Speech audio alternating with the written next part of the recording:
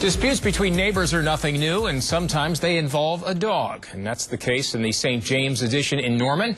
But as Gan Matthews reported earlier today, there are always two sides to every story. Danny and Catherine Poling enjoy playing with their children and their dog in the backyard of their house. But they say they never let the kids play unsupervised out back because they are afraid of what might happen with one of the dogs next door.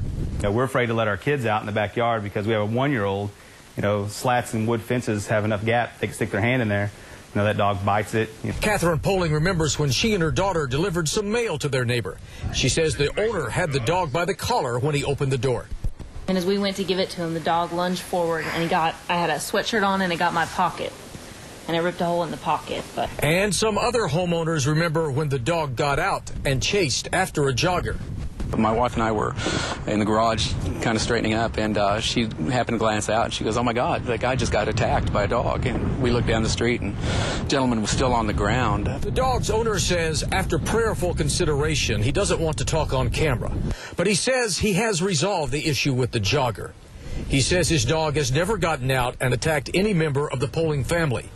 He says the dog is always supervised in the backyard and always on a leash now when it goes out the front.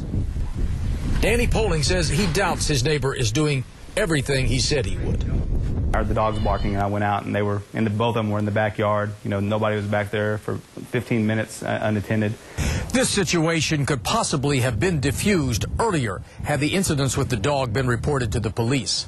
But the Polings say they never called for an officer to come out. We're kind of handicapped at that point.